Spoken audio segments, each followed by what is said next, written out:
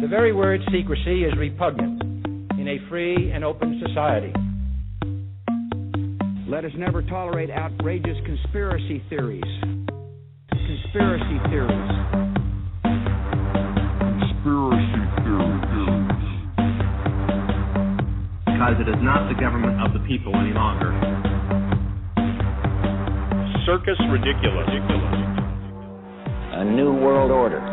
A world where the rule of law governs the conduct of nations. Most people do not understand the Illuminati. It's all about control.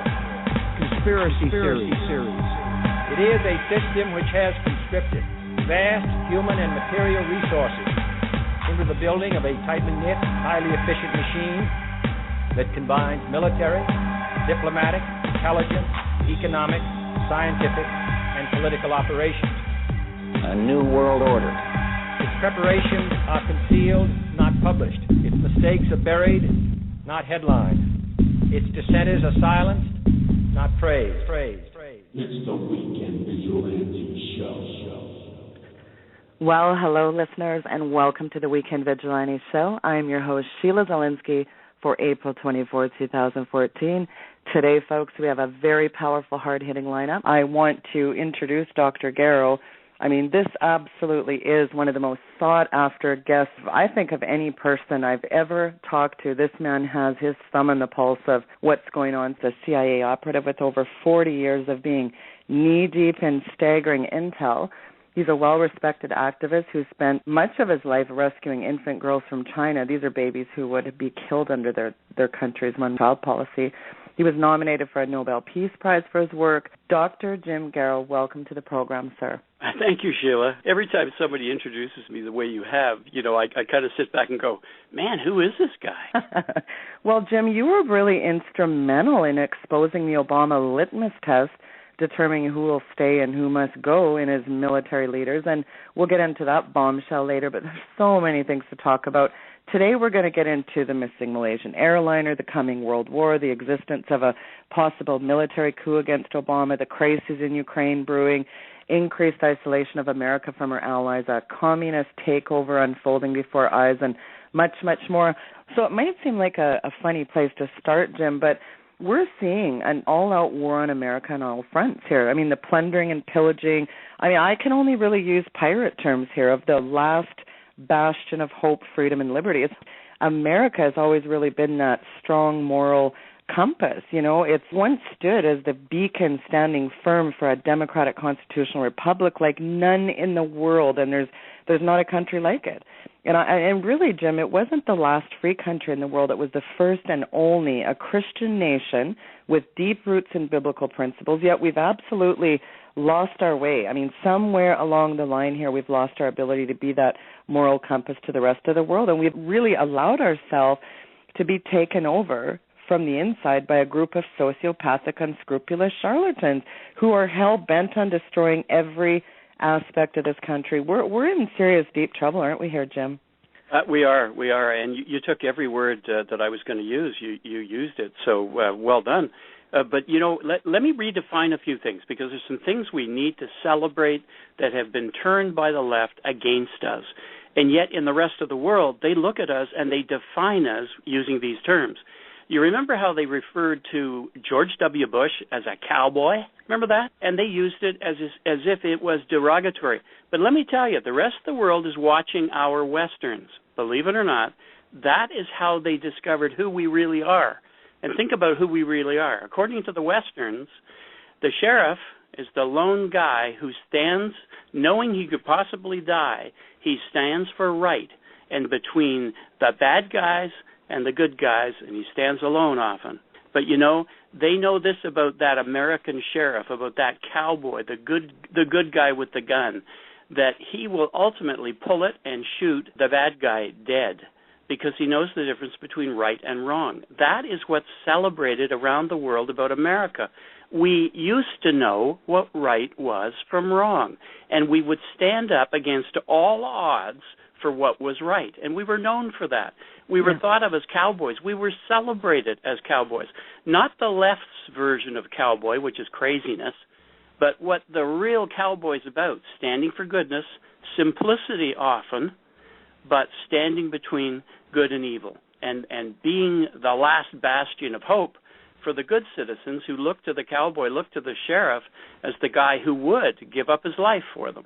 Well, I don't know if it's our GMO food or the fluoridation or the big pharma runoff, like I was saying to Gerald, the chemtrails, but I mean, we do have a dumbed-down public. And, you know, what's sadder to me is we've got 80% of so-called Christians walking around in a complete dystopic trance, shrugging their shoulders, singing Kumbaya while Rome burns around us here. We've got the mega churches, the pukes in the pulpit.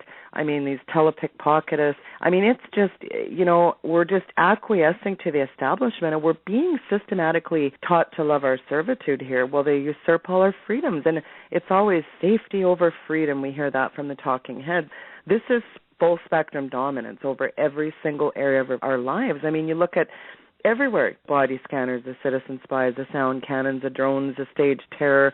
You know, there's a camera on every street corner. It's Big Brother meets draconian police state, and it's an extirpated constitution, but an all-out more fervent war on Christianity, because you're not allowed to say Jesus anymore, but it's fine if you want to praise Allah. I mean, this is just a complete soft kill calling, but I mean, it's only the beginning of the New World Order's hellish eugenics plan, isn't it, Jim? It is, absolutely. And, you know, we invited Satan and demons into our classrooms. We invited them to take over our children's education. Yeah, it's called Common Core. Once we did that, we invited everything under the sun that was evil in to deal with our children. And as a result, what has happened? We've lost our children. We are losing our children unless we take them out of the public school system, unless we take them out of the indoctrination centers to become Marxist. We are in danger of losing our children. Of course, Lenin and Stalin knew that. Give us the children, and within a generation, we'll have the nation. They knew that. That's right. They did say that. You give me the child, I'll give you the adult. That's right. Isn't that something, hey? Well, let's get into some headlines here. Like, I mean, this is just a bad episode of a Twilight Zone movie here. Remember the TV show Fantasy Island? The plane. Let's get into the plane, Jim. Isn't it interesting, all the smoke and mirrors, the diversion? These 20 passengers on board this Malaysian Airlines flight MH370, when they're all senior staff for that U.S. technology company Freescale Semiconductor.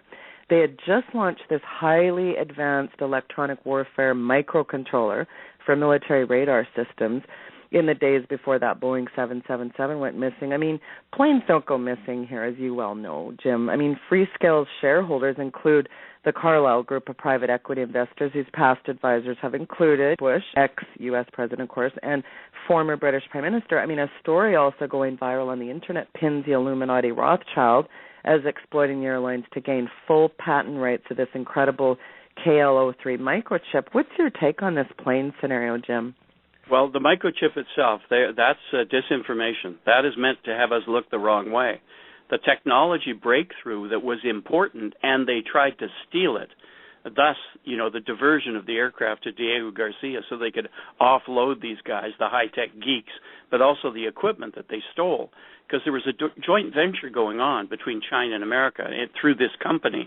And what they were able to do is, in terms of physics and use of computers, advanced computers, was that they were able to actually make light penetrate through a solid and come out the other side. Now, I'm not sure the depth to which they did it, but that is amazing, and that is a major breakthrough. And immediately people go to, ooh, does this mean a cloaking device? Well, we're really talking about a quantum leap in physics, too. Absolutely. This is major. This is like the discovery of the DNA. This is such a major breakthrough. The implications are unbelievable in terms of the military. But now here we have this jet sent right back over to Diego Garcia so the CIA center, the operations center there, can take charge of these people and debrief them. Well, interrogate them and torture them, obviously. But that was such necessary equipment that I'm amazed that they even managed to get it onto an airplane and get out of the hands of their handlers. I'm not sure how that part of it played out, but certainly they escaped. They attempted to steal the stuff, take it back to China, and we would have been in deep doo-doo, if all of this stuff had gone its way over to China, and they had this huge military advantage the beginnings of it, but the breakthrough science was in their hands. Of course, they sent the jet fighters to turn it around. It turned around. It landed. They were offloaded. It was sent on its way to Pakistan. That's the last I heard of it, was in Pakistan. Tom McInerney, Major General Tom McInerney, he verified that. Isn't that incredible? Wow. And yet the talking heads will just tell us some spin-doctored story, I'm sure. I mean, there's absolutely no integrity with these spin-doctoring, lamestream media hucksters, is there? Oh, none at all. And, of course, they can rely on Right Wing Watch to talk about Sheila and Jim Bob and the fact that we're off our rockers. Well, we're conspiracy theorists, of course. We're tinfoil hat-wearing kooks, aren't we? Yeah, the only problem is we have people who were on the ground in Diego Garcia who said, yeah, that's exactly what happened. Yes, I'm the guy who put the food on the plane. It was re-provisioned. The toilets were emptied. It was refueled, and it was sent on its way, minus those 20. That's just incredible, too. And again, media, the talking heads will never really come out. And of course, there'll be no accountability for the deaths. I'm sure of that, too. What's going on in Ukraine here, Jim? I mean, Putin seems to want a resurgence of the former Soviet Union here. He went into the area of confluence. I remember headlines not long ago, China and Russia ink a new energy deal.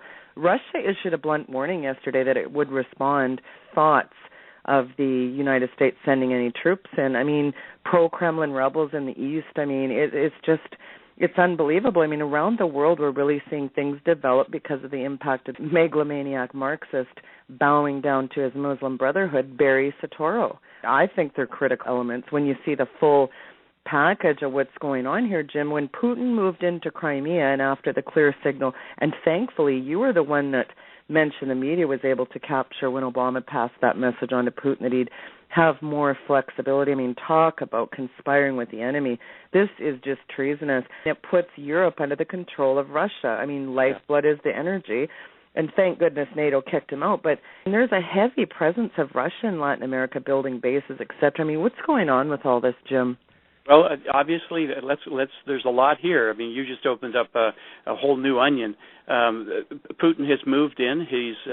He's craftily looking to rebuild the Soviet Empire again, and he knows the only way he's going to be able to do it is by taking control of Europe through the stranglehold of gas.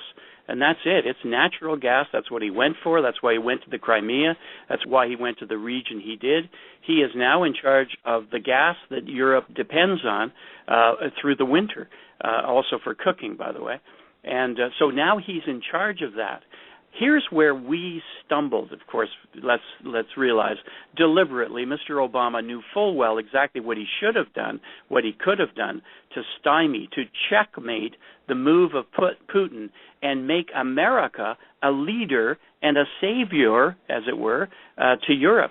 All he needed to do was get the gas company presidents together in the White House, in the Oval Office, sit them down and say, okay, let's start shipping over in those massive tankers liquefied natural gas to Europe, go into the following, which ports should we go into, and let's undersell Putin's gas, and we can rescue Europe out of the stranglehold. An easy thing to do.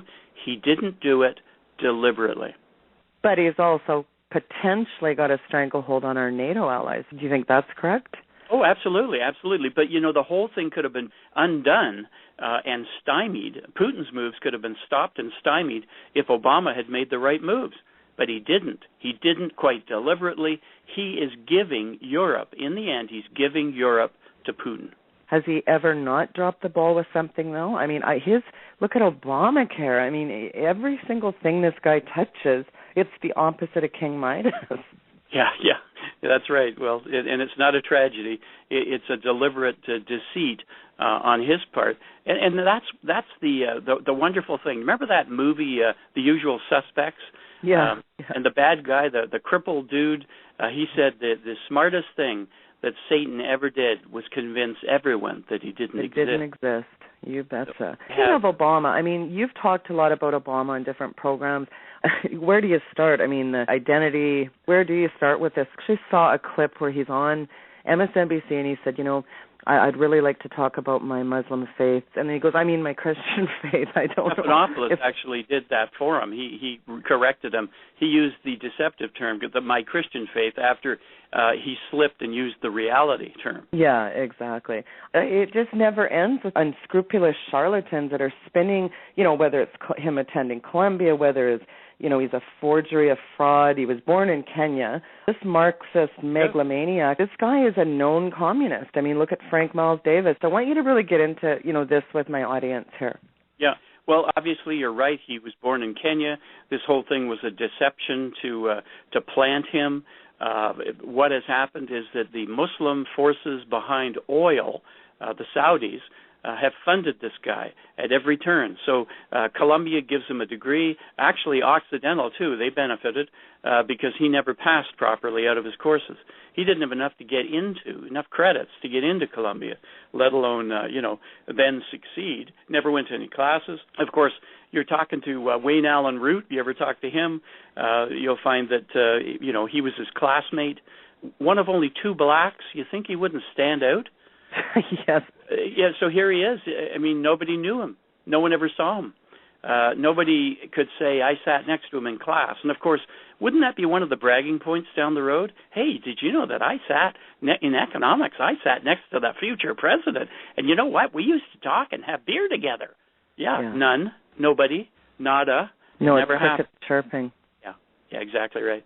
So Wayne Allen Root can say with authority, look, I went there, I was the valedictorian, I knew everybody, and he did, but I never heard from or of Barry Soetoro until afterwards. Then all of a sudden, people are claiming that he was there, but he never saw him. What Pelosi did there with the way they worded she didn't want to be getting charges of fraud either, right? They worded that very cleverly, didn't they? They did. Instead of her being charged with uttering a forged document, instead all she did was change the wording of what had been historically the paper that represented the fact that the person that the Democratic Party or the Republican Party were putting forward as the candidate for President of the United States, they declared that the person met the qualifications for the office of president and was the candidate of the party. They changed that. They changed it to read that he was the candidate of the party, nothing to do with qualifications. And yet, Obamacare is, they're trying to repackage that just last week as we've had this big kerfuffle, the big flop, trying to re-churn that out. I mean, it's unbelievable. These hucksters never stop, do they? They don't stop, but one thing they do continuously, constantly, and dependably is make sure that the money flows into the coffers of their buddies so that percentage of it and jobs and impact and promises are made and met by the very people who are getting the money. It's all about money. It's all about power. It's all about access.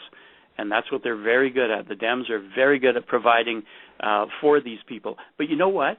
Even the people who are getting the money could not believe the amount, the windfall that they were in for once the tap was turned on. Well, he really is a puppet, isn't he, though? I mean, the bottom line here is he's just a globalist minion, and he's a yes man.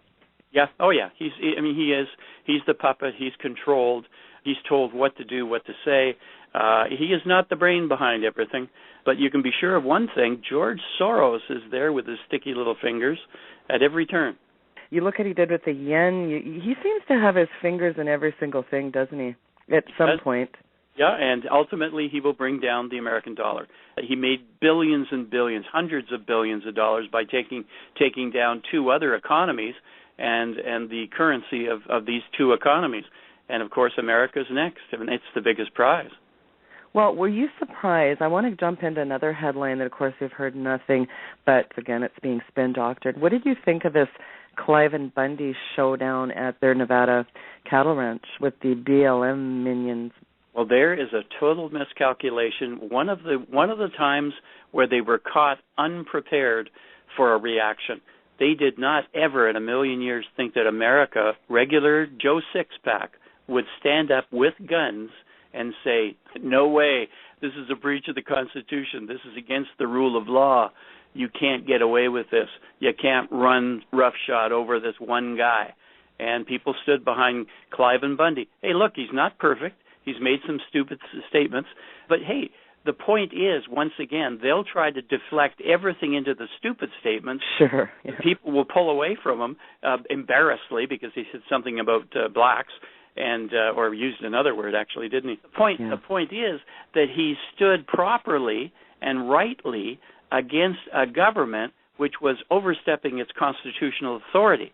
And this is long-standing, 20 years of trying to pay the right amount of money. They're refusing to take the right amount of money because he won't sign away his rights. And that's what it boils down to. Did he not pay? You're right, he didn't pay. Why didn't he pay? He didn't pay because the paper that he had to sign once he paid took away his civil rights. The guy was not a fool. Absolutely. Well, and let's face it, they homesteaded that area. The generations of their family goes back to 1860s. Talk about flashpoints and, to the discerning eye, Jim, they're everywhere. And I think, look at the tyranny and, threatening to push the nation into open revolt. When you have these snipers up on these nests saying we're going to use lethal force, what happened at that run is a visceral example of this growing discontent over an expanding federal government, and it's a perfect storm illustration to me of an arbitrary and incompetent federal government, like you just said, running roughshod over its citizens. And these abuses have occurred for many decades, but it's this steady erosion of our personal wealth, our liberty. These usurpations continue, and I think Americans will face a choice between submitting or standing firm like the Bundy family did, because think of the Lexington Minuteman, and I think of the colonists did what they had to do. But what's your sense about what's really playing out here, though, Jim? Are they threatening to push the nation into open revolt? Well, it's a test. This was a test. They had no clue that it would be what it is, that it would be instrumental in awakening the rest of the population. People are waking up to the fact that, you know what, the people out there, the conspiracy theorist people, do you know they're right? Look what he's doing. So they are seeing now a glaring example of what everyone's been saying, or on our side of the argument, have been saying about Obama, that he really is, and he wants to be an enlightened despot, an oligarch. He will, in fact, though, be a tyrant, and that's what he's proving at every turn. It's his way or the highway.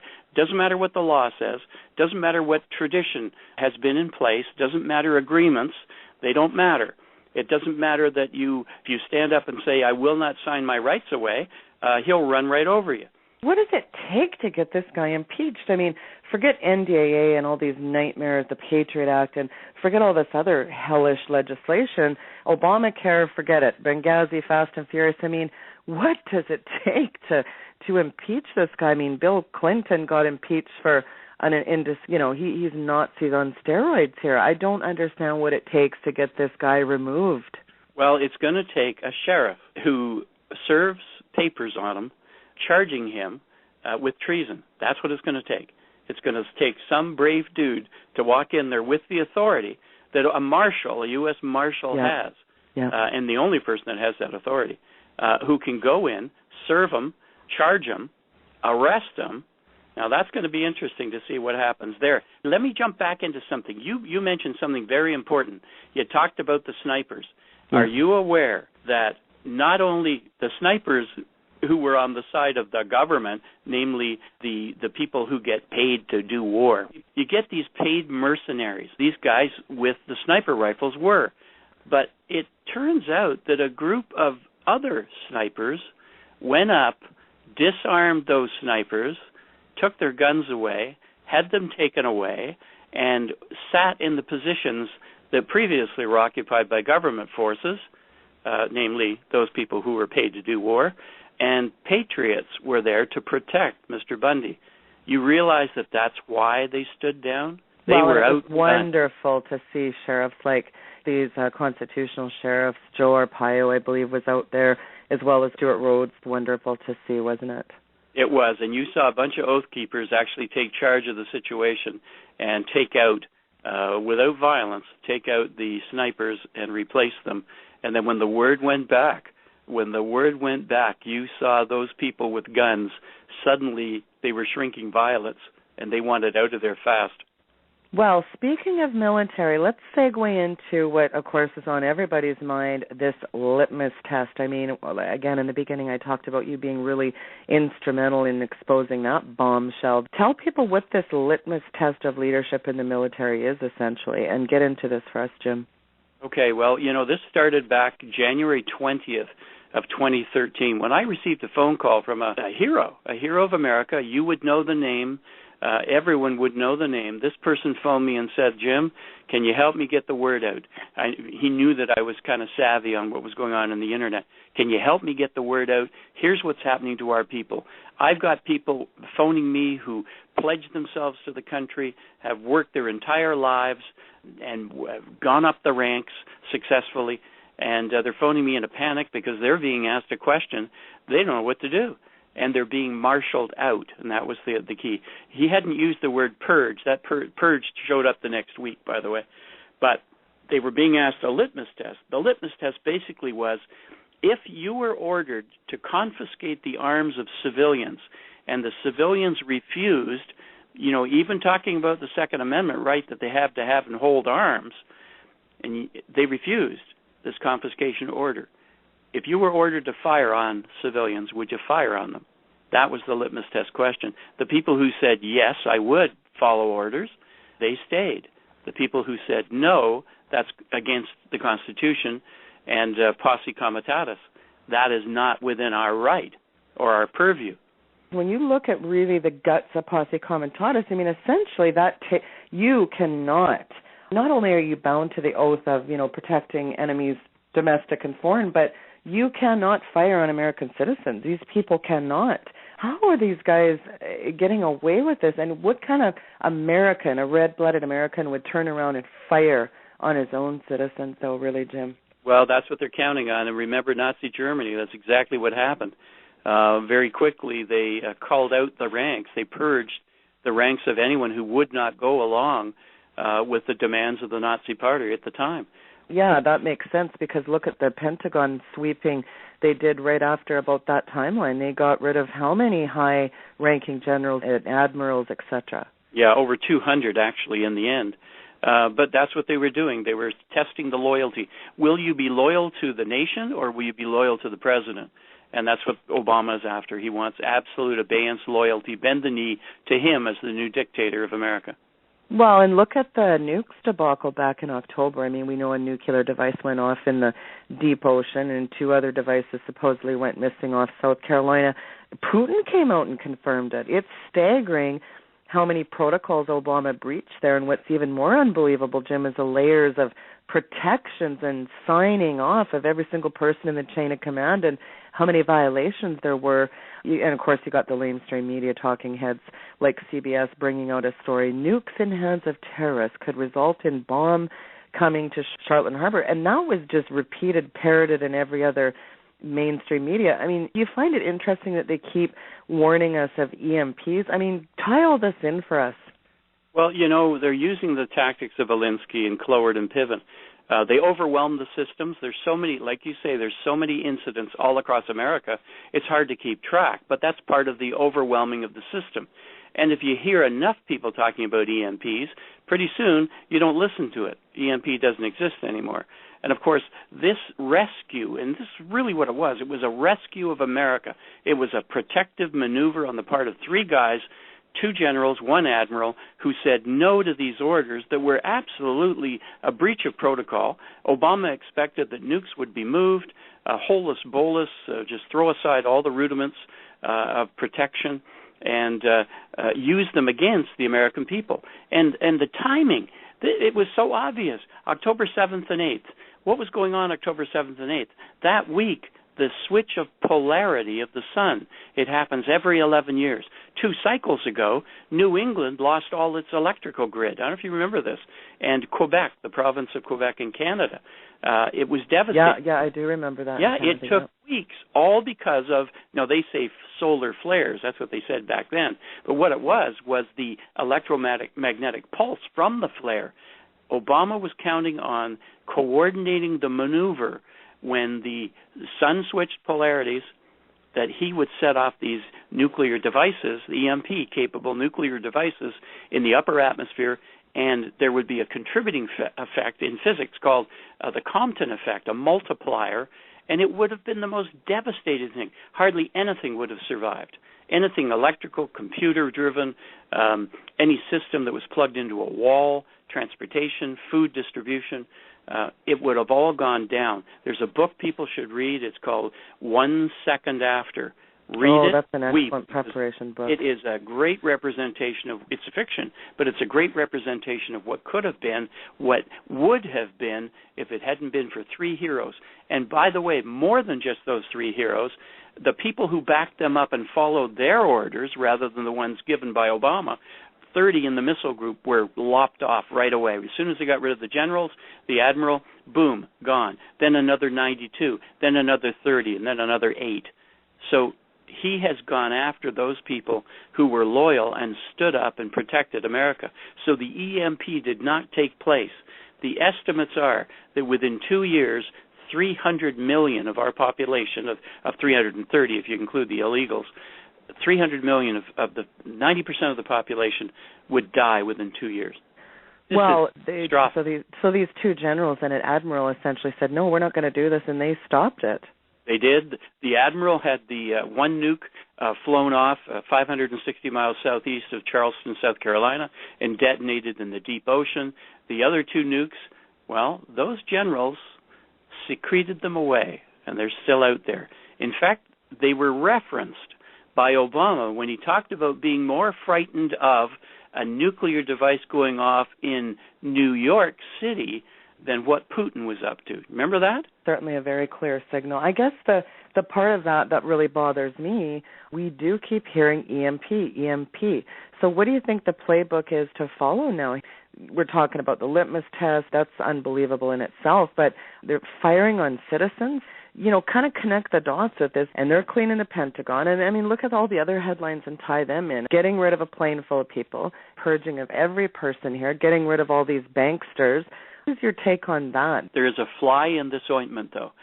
There's a clear indicator that things went awry. This Bundy Ranch thing, this is so much more than just about cattle. It's about the government control being stood down deliberately. When the guys went in, the snipers went in, took out the other snipers, and were on our side, the citizens' side, the Bundy side, there was a clear signal of not only will we recognize when you're beyond the pale, when you're beyond your authority, but we will stand up against you with force, not only force, strategic force. And that's a big difference. They never thought there would be strategic force exerted against them as they tried to dominate a situation. This doesn't usually happen to government, but it does happen when there's coordination behind the scenes. That scared Obama's pants off. What did you think of the Russian fencer that violated our protocols in the Black Sea last weekend? It was pretty highly provocative, but don't worry, Obama called Putin and everything's fine, nothing to see here, folks. Yet, then the next day, the U.S. diplomat and member of the Council on Foreign Relations, James Jeffrey, were calling for ground troops to be injected into the brewing civil war in Ukraine as soon as possible. That fencer incident, though, that's violating huge protocols, what happened in the Black Sea. Yeah, no, absolutely. But once again, it is Obama playing into the flexibility that was needed. Actually, Dave Hodges said on my show a month ago, why are we allowing Chinese and Russians to participate in our own simulated infrastructure takedown drills? And then why do we have all these Chinese and Russian troops on American soil? Well, if they didn't take part in the drills, they wouldn't know our protocols. They wouldn't know what it was that we would do next. So, in fairness, he is just leveling the playing field. He's allowing them to see what we have. Of course, we know everything that they have, don't we? No. Right. Yeah. It's all, well, you know yourself as a CIA, but I mean, everything's classified, right? Yeah, right. Yeah, and none of it gets out, right? It's all closely held, and nobody ever breaches the trust that they have. Listen, we are in a situation now where we have a man who is a domestic enemy running the country, dismantling all of the systems within the country, setting up people who are against America, who are Marxists, who are Muslims in positions of authority, who are basically basically they're going to rule us with an iron fist and put us under their thumb and use our own laws and our own freedoms against us. Well, I mean, how does Congress willfully go along with all this? You know, what happened to swearing an oath to, like I said, protect against enemies, foreign or domestic? This is another example of treasonous shenanigans. I mean, Jim, this has been the total takeover of our system at every level. Yeah, so which one of the executive orders have they stood down? Yeah, as long as it's us losing our guns and Americans, being given over and under the control of government, with the secrecy of government resplendent and our own secrecies, our own privacies gone. Yeah, man, the Nazis would have loved, they would have been cheering what Obama's doing because nobody's done it better than him. Were you surprised in Connecticut? I mean, look at what's happening in some of these states. And 90% of the people said, screw you. There's no way we're going along with that. We have a right. The Second Amendment is our gun permit. And that's sure absolutely right. They are right. So when only 10% of the people bend the knee to the government, we have the beginnings of, that is a bit of an insurrection right there. Well, I mean, remember, again, Hitler took the guns, Mao took the guns, Stalin took the guns. Of course, Bloomberg announcing last week his $50 million new gun grab. I mean, let's connect the dots here. I mean, you look at the foreign troops, you look at the purging, you look at the cleaning house, and then, by the way, they're going to come and get our guns. But the bigger piece in this is if you link it all together, I mean, we're really talking about the extermination of the American people. You think of what Obama tried pulling off. I mean, this is Auschwitz on steroids. Is that what we're talking about here, Jim? It's exactly what we're talking about, but we have new names. We have Kansas City. Let's just rename Auschwitz and call it Kansas City, or let's rename Buchenwald. Let's rename it Akron, Ohio. Right. Where are the FEMA camps? Give them the names that they really have. Give them the name that identifies it as the new extermination camp, because that's what's coming. And they have the guillotines. That they have the plastic coffins. Ammo and the armored cars and tanks and rigs, and my God. Remember, Hitler promised hope and change. Hitler's Germany had you join the SS and the Nazi Party, wanted everyone to join his new order, he called it. This feels like Obama's hope and change slogan, yet the kind of nefarious change he wants, like you just mentioned, Zilinsky, but I mean, it's more directly out of the bowels of Marx. Yeah, absolutely. And who was demonized back then? It was the Jews who were demonized back then. Do you remember? Yeah. Yeah, and who's being demonized today? Well, it's the Christians. It's the Warsaw Ghetto all over again, isn't it? The Christians, we're getting hammered 6 ways to Sunday, and the little kids aren't allowed to talk about Jesus in school anymore. Mm-hmm. Absolutely. So that's what really staggers me is, why is it that in the mega churches all grab hands and sing Kumbaya and, listen to the telepickpocketist, but why is it that they're not standing up for the butchering of our brethren? I want to know that. Well, there it is, and part of the problem, remember the Black Robe Regiment, those were the guys that they feared. The British feared the preachers who had the gun beside the pulpit, because they knew full well that they would lead their congregations, and the congregations would follow them to battle. Where are they now? Well, I think they're worried about their 501c. Well, that's basically, you take the regulation, you take the rules, and then they're just going to give us a churned out version of Romans 13 and this was amazing, Jim. Chuck Baldwin talked about this. I mean, he was rebuked to the depths of the damned, and those were the nice ones that he got when he actually had a story on subjugation to if they come for your doors. And there was actually Christian pastors saying ridiculous statements recently to Chuck Baldwin saying, if the army marched in and they raped my wife on a table, well, in Romans says I couldn't do anything. I mean, it was absolutely, it was just the most absolute, I couldn't believe it. That's actually a blog on Chuck Baldwin's site. When you've got this kind of stuff happening, I mean, what's next here, Jim, really? I mean, look at the headlines. Look at everything that's happening. It's just acceleration all over the place. It is. And, of course, it's the doing away with the rule of law. And, of course, Americans' rule of law is based in Scripture. It is based in obedience to the God of the Bible. And that's how the Founding Fathers, their debates were all about, how does this fit with Scripture? How does our Declaration of Independence, look at the language in it, look at the wording in it. It references the God of the Bible. It's all about who we are as people. as servants of the great God of Abraham, Isaac, and Jacob. And that's what the references are about. And what are they tearing down? They are tearing down the servants, the promise, the potential, and the blessing of the God of Abraham, Isaac, and Jacob. Well, no. Now it's Mother Gaia. It's the God of environmentalism and bowing down to trees and rocks, and just like the holy priest of Gaia there, Al Gore, and his shenanigans. I mean, it just never stops with all these guys. I want to get into China here, Jim. You've talked about China building these special economic zones, and of course we saw the big Harry Reid going traipsing off to China back in 2011, comes back with that ENN Energy. I mean, they are 100% owned by the Chinese government. There's 5 of them in America. Is that how many economic zones? Yeah, there are 5 actually established now, identified and established. China's really collecting their debt here. So essentially these agreements say, Jim, if the U.S. defaults, China can go boots on the ground and claim the natural resources. I mean, they've already got them in South America and Africa. So certain economic zones, they're essentially being run by Russia and China. So China's building these special economic zones. Essentially, does that mean they just have the authority to go in and claim everything here? I mean, if China owns the debt and they own the Fed, and the Feds, of course, lend money to your bank, and your bank lends it to you, so does China own our home and everything else here? Well, the agreement is that the plunder of war will be given to the Russians. The natural resources on federal lands have been promised to the Chinese in payment of the debt. We've been sold out. Wow, so if China owns our debt, I mean, that means they own our mortgages, our 401ks, our pensions, they own our energy. I mean, that could be forcing starvation, compliance, complete subjugation here, wouldn't it? Mm-hmm. By the way, I hear you have a coin collection. Breaking down your door, coin collection, because it has value, and they want that after all. It'll help towards settling the debt. Look at the looming economic crisis here. I mean, Janet Yellen, I was just talking with Gerald Celente. I mean, she is Bernanke 2.0 in a skirt. They just keep churning out the federal dollars.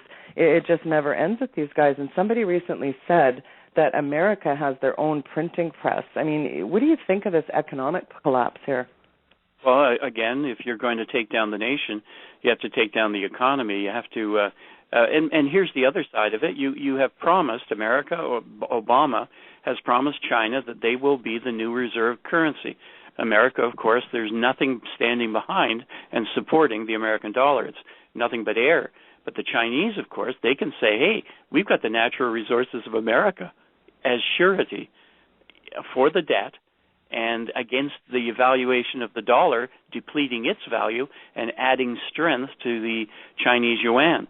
The agreement that's coming up, and this is where Putin and Merkel and Xi Jinping and Obama and Cameron of Britain, they got together and agreed that there would be a devaluation of the American dollar so that it would come against the Chinese yuan at par.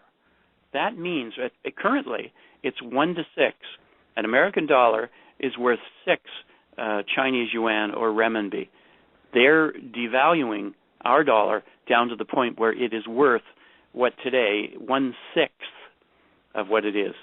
Well, the Bank of China has advanced plans to convert China holdings of their U.S. debt into equity. So they're really playing their debt card here with the U.S. land, assets, resources. So by all account, it really appears China is intending for the yuan to ease out the dollar as the primary reserve currency of the planet, wouldn't you say?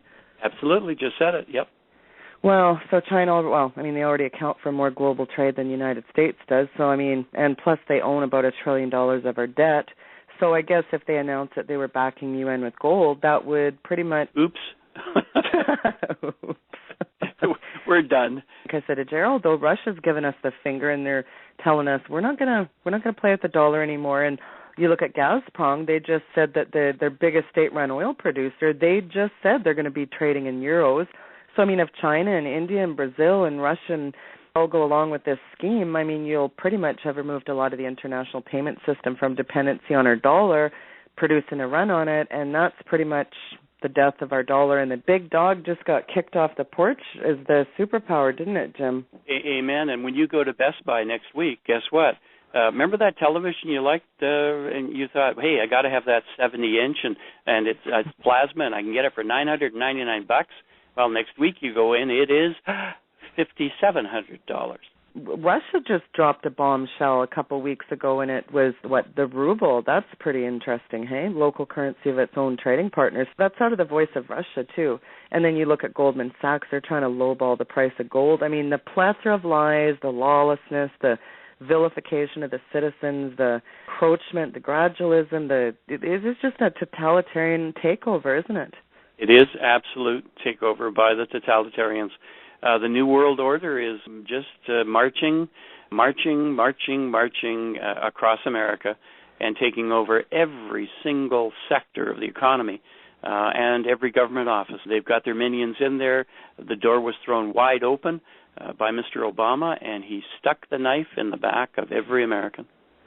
Well, I mean, if Russia decides to use its vast gold reserves to back the ruble, the ramifications for our economy would be huge. I guess we've had the luxury of being the reserve currency for far too long. You look at the petrodollar scheme, you look at what happened in Saudi Arabia. I mean, it was just an unlimited credit card the U.S. had for a long time, pumping money into the Fed. I think back to the scourge that is that in 1914. It's just unbelievable what we've allowed to happen, though, because haven't we really just allowed this, Jim? We have, but you got to remember something here. This whole reserve currency thing, this World Economic Union, which is an agreement between everyone on how trade will take place, it is based on trust. And that has been the biggest stab in the back by Obama of America. He has stripped away the trust of every nation in America. And that's the trust economically, the trust in terms of defense capabilities, the trust in terms of honesty in dealing. Can you depend on America anymore? The answer is no, you cannot. Will we honor our treaties and our agreements and our partners? No, we won't. We no longer have allies. We have people to be used and dropped when we're finished with them. So here's the playbook. Russia and China collapse the dollar. They effectively own all our resources, our energy grid, and more disturbing, setting up a nice arena for complete subjugation. I mean, that's really the playbook here, isn't it? Putin's kind of positioned himself to basically control much of the energy on the planet, too. Like you mentioned earlier, a stranglehold on all of Europe, because he's really threatening to revive the Cuban Missile Crisis, undermining and replacing our free trade agreements everywhere, arming Latin American states with high-tech weaponry. Plus I just said he's given the U.S. a finger on the dollar. This is really interesting how he's positioned himself. Well, absolutely, but you've got to be careful here, because remember, our two previous enemies are now the strongest economies in the world. Japan has one of the greatest economies, as does Germany. Those are our previous enemies. We partnered together with them, helped to rebuild them after the war, and they have become very, very strong. But look who's targeted. It's Germany is the only solvent partner in all of Europe, the only country in Europe that's got its head above water. Who's going to be suffering the most with this gas thing? Germany. What's going to happen when China decides to move totally against Japan? Well, here's what I worry about. I worry that we have binding agreements, that we have treaties in place that say if Germany's attacked, it's as if America, the homeland, was attacked and will be treated as such by our armed forces. The same thing with Japan. So we have got ourselves into a pickle, and the other guys know it. And I know this. Obama has already proven himself not to be one who can be trusted to live up to an agreement signed by somebody else. Look at Harry Reid. This wasn't about a desert tortoise for people that want to know this Clive and Bundy showdown here. I mean, clever scheme to sell off below market value of valuable land, mineral, and water rights to communist China here that are, again, owned and controlled by communist China corporations, which are only accountable to China's government. Seeing foreign countries owning everything, Jim, the ports, the railroads, I mean, there really is a plan for them to have ownership of everything. And if you think back to the George W. Bush administration, the Chinese weren't allowed to buy interests in ports, but of course Obama, reversed that. I mean, it's staggering what the interest on that daily debt of. I think America's been completely sold off to foreign nations here, don't you, Jim? I agree totally, and here's the point. You've got Mr. Reid and his son working together, the son being the agent for the solar industry, Chinese solar industry, and when the solar farms are set up, well, who's getting the goodies? who's getting the commissions and all of this stuff? The sale of the land, the agreements in place with farmers, if they have to be there, and look at the utilities who are going to be forced to buy this energy. Well, and what's also interesting after this showdown, and don't forget who else has got his mitts in there, is Reid's former top advisor, and now he's head of the BLM. I'm sure there's no correlation there, but I mean, now look at the producers. Look what's going on with the beef now and the grain, and China's given us the finger on our grain. Oh, we're not going to take your GMO crops. The food shortages are coming fast and furious here too, aren't they? They are, absolutely. And then our inability to sell our stuff, our surplus, goodness gracious, we're going to be stuck with a lot of stuff no one wants. But what's left here, really, when I step back and I think about everything that we're talking about, what's left? The fire sale like grease, just fanning the flames of Kiev, aren't we? We are, but we have to be very careful that our focus starts to be back with what's going on in America, because we're the ones being sold out. We're the ones who are going to be in a position where we're going to be destitute. We will not be able to afford to feed our own people. That's where it's going. When that happens, what will the government do? It will say, we will save you. Here, move into these camps. We'll feed you. They're education camps, though. Got it. And we'll take care of your children's schools. Schools will be going on. You'll have jobs while you're there. In fact, you'll do minor duties, but we'll replace your salary with monopoly money, also known as the American dollar. Aren't we using monopoly money now? Yeah, we are. Yeah, exactly right. Do you think that when you really tie this all together, though, I mean, I guess this is really Bill Gates and Ted Turner and Prince Philip's dream come true here. I mean, eugenics is really at the heart of this, isn't it? In the end, it will need to happen. The Agenda 21 of the United Nations states very clearly that the population is too large and must be culled back by about 90%. So 90% of America, well, goodness gracious, isn't that exactly the number that could have died within 2 years had the EMP of Obama worked? It is exactly the same number. Isn't that a coincidence? That's a total coincidence, I'm sure. Well, don't you find it staggering, though, when you think about 6 billion people they want to get rid of here? Yeah, it is, and it's all based on lies. Al Gore and his lies. The notion of sustainability, that the only way we can make sure that we have sustainability for the whole planet is to cull the planet. So elites always will be the ones who rise to the surface, manage to, do quite well, thank you very much, live in the mansions, and when everyone dies, all the goodies are still sitting there. Your houses are there, your cars are there, anything that's in your houses, all of the things that you poured your life into are going to be left for who? Well, some guy, some weasel who finked you out and sent you to the FEMA camp and deserved nothing in life, didn't get anything in life, but was able to rise to the top because he, party-lined it. But what's the answer here, Jim? Because, I mean, do people really understand the lateness of the hour and really what's coming here? Because this is coming fast and furious. I mean, I've never seen just an acceleration. You got these proxy operations around the globe, manipulation of data sets. The power brokers want a war here. We are we're minutes away from the first slaughter. When the first slaughter takes place, whatever does it, whatever sets it off, whatever the trigger is, the triggering event, take note, because that's when you need to make sure that you're well provisioned, that you've got everything ready to take care of your family for a year. You're going to need your weapons. Never give up your weapons. Buy as many as you can and get lots of ammo, because we're going to be in for the long haul, and the government is not going to be our friend. And I'm not going to a FEMA camp. Are you? Nope, I think I'll take that guillotine. Wow, Glenn Beck is absolutely, he's causing a bit of a fury in the hearts and minds of America right now. I don't know exactly what he's doing, but he's really calling out Cliven Bundy as a coward. And yet, people are hailing Rancher as a hero. I mean, what is your take on what Glenn Beck's doing? Glenn Beck is marching to the drummer of those people in the Mormon church who have told him to put Cliven Bundy in his place. Remember, these people are Mormons. You realize that. Glenn Beck is a Mormon. Cliven Bundy is a Mormon. Mitt Romney's a Mormon. Harry Reid, I can't believe it, he's a Mormon. Well, Cliven Bundy didn't dance to the tune of Harry Reid, and Harry Reid is well connected with the leadership of the Mormon Church, and Cliven Bundy has been in their way, and he's standing in their way. And, of course, Glenn Beck is one of them. And when the leadership of the Mormon Church says to Glenn Beck, tear down this guy's house, he's going after Cliven Bundy everywhere he can. Well, unfairly, but keep in mind, Cliven Bundy stands for independence, the spirit of America, that freedom and liberty-minded person, the little engine that could, he's it. And he's not clean. He's not 100% pure. He said some pretty stupid things. But you want to know something? He stood up against government when he should have and when he could have.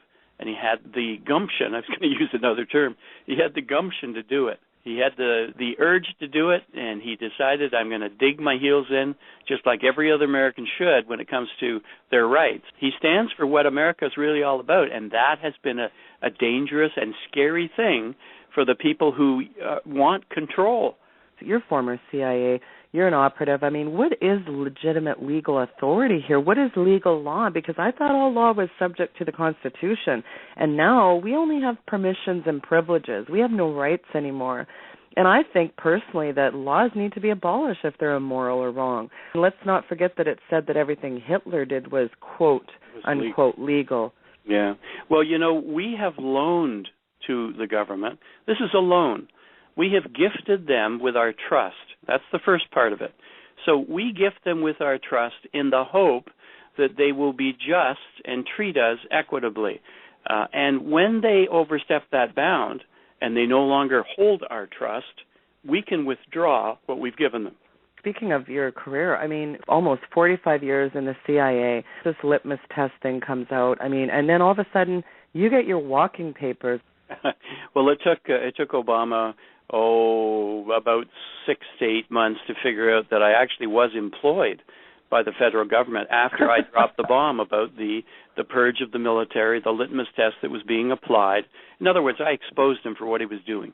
And the public did not like that one bit. The military didn't like it one bit. But keep in mind something.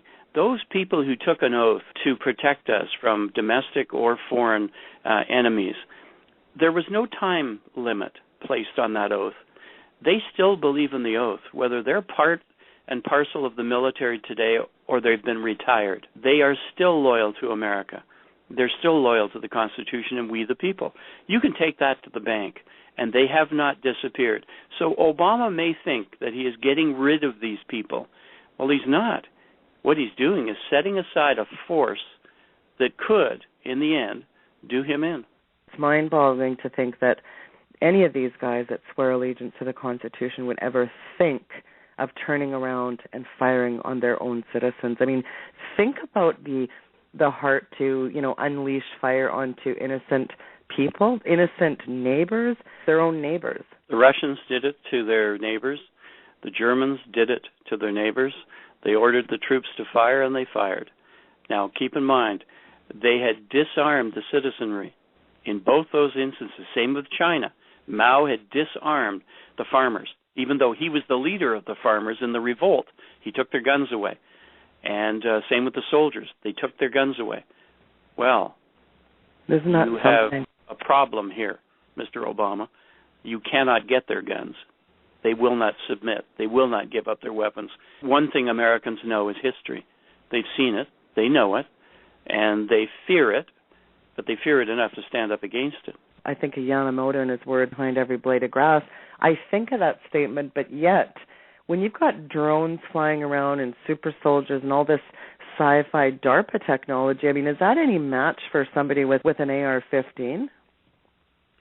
What we have going for us is the fact that a guerrilla force, a loosely coordinated, loosely tied together guerrilla force, is a mammoth problem for any organized military. And everyone knows this. They're not speaking of it. But a guerrilla force is fully capable of taking down an entire army. Doesn't take a lot. All it takes is the will, some arms, and absolute boldness and a belief. And here's the other thing. When you get people who deeply, deeply believe in something and are willing to die for it, that's a big difference. Those are different people than the guys who are just looking for comfort to put their feet up and will march to the orders given by Obama. No, the guerrilla force, the freewheeling guerrilla force, is something that Mr. Obama, who doesn't understand military at all, he's never counted on that. And boy, our guys are highly trained. What's the end game here, really? Well, if he's pushing for an armed revolt on the part of the people, he will use that excuse to crush the people. You know that. And you know that the camps are being prepared for that. But there, again, I'm going to go back to that triggering event. What will be that triggering event? Either in the direction of martial law or in the direction of doing in Mr. Obama and the leadership. It is possible. It is possible that there could be just that kind of a coup, if you want to call it that. But an armed uprising by the citizens of America, I don't see it as something like that happening en masse all at once. But once it gets some momentum behind it, and once atrocities start to take place and communication is still available to the people, which is possible, then you'll see people coalescing together with intent and purpose and planning and strategy, and they don't have enough in their armed forces and their DHS group and their Bureau of Land Management troops and the little Gestapo troops of the elite that work with him, with Obama himself. They don't have enough people. Right. Well, what's made America the greatest and freest country in the world is that its forebears were deeply concerned with liberties, freedoms, and family and property rights and religious rights and, the very rights that were purchased with the blood of brave patriots. I mean, how do people not get what's happening, though? I mean, they're rapidly being extirpated faster than Chris Christie can chow down a Big Mac here. And the U.S. is now the standard of tyranny worldwide. And how did that happen? Well, it happened when we allowed a communist to come in, a guy who's an autocrat and authoritarian.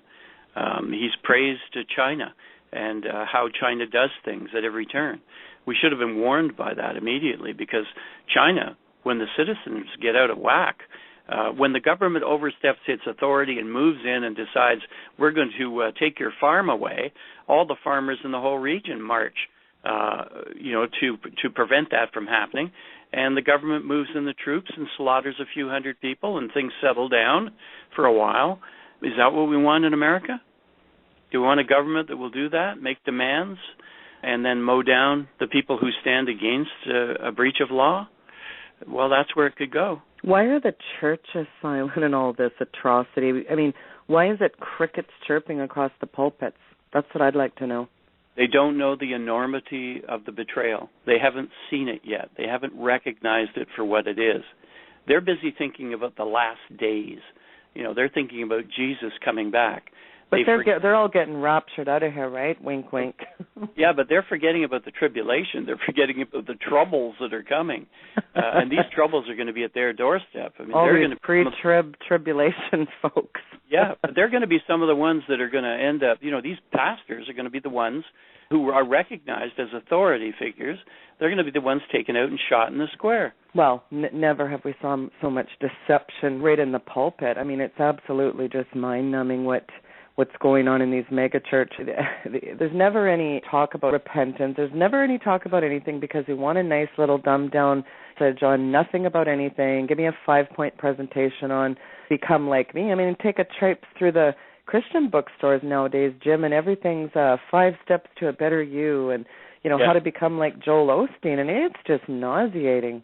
Yeah, and the prosperity gospel, and of course we're heading very quickly where any prosperity you have is a gift, not from God, from government. Well, you just blab it and grab it and name it and claim it, and you can buy your jets like Kenneth Copeland and all the mega church guys, the Rick Warrens. And by the way, Rick Warren is now coming out with Chrislam. Isn't that a beauty? Let's just merge Islam with Christianity. Isn't that just disgusting? It is disgusting, but you know what? He helped to elect Obama. What does that tell you? But he's palsy-walsy with Obama. Mm-hmm. Yeah. Well, he'll pay the price. As we all will when we meet our Maker. He will meet his Maker and face the horror of what he's done. I don't think those guys are going to like where they're going, old Bathhouse Barry and the gang of hucksters. Bathhouse Barry, yeah, you got it. We are now ruled by those people who, in just a few decades ago, were known as the perverse. Were hidden because their deeds were so horrid. Yeah. Now they run the country. Well, Sodom and Gomorrah's got nothing on this, do they really? Lenin and Stalin understood that, and they know they have to grab your kids early and teach them to become good little Marxists. That way they'll be good little Marxists as they get older. Or if you can teach them and you can show them and introduce them to God, then what a difference that will make. And, that the moral base that they have is based in the God of the Bible and his tenets as illustrated in Scripture. So that's what we need to protect. Those are the basic things that we need to protect. The other things will fall into place. In order to protect it, you're going to need to be armed, because the government will assuredly end up forcing you, and the only way they can force you is at the point of a gun. So be ready. Absolutely. Yeah. And when these guys kick in your door, I mean, they're not playing games here, are they? No, they're not. And you need to have a plan. You need to have a plan. And if you don't have a plan, make your plan. I'm going to say that again. Get a plan. Be prepared. Be a good Boy Scout or Girl Scout. There it is. The last Boy Scout. Well, speaking of that spirit, I mean, look at the vilification of the veterans, though. Our veterans were the bravest generation of men ever, and my grandfather took a bullet in Normandy. But for what? Like, look what we've allowed. Isn't it just staggering, Jim? Yeah, shame on us. We should be ashamed of what we allowed. But, don't just sit there, having a pity party. Plan for change. Plan to stop it. Do what you can to stop it. And our federal government, you've got to remember, they are no longer our friends. They are not treating us as they should. They are our servants, not our masters. But as you know, government right now is treating you like you are the slave. You're the indentured servant to them. Well, we're just useless plebs that are using up all the globalist resources. Prince Philip came back. Hey, he'd like to come back as a killer virus to wipe out the population.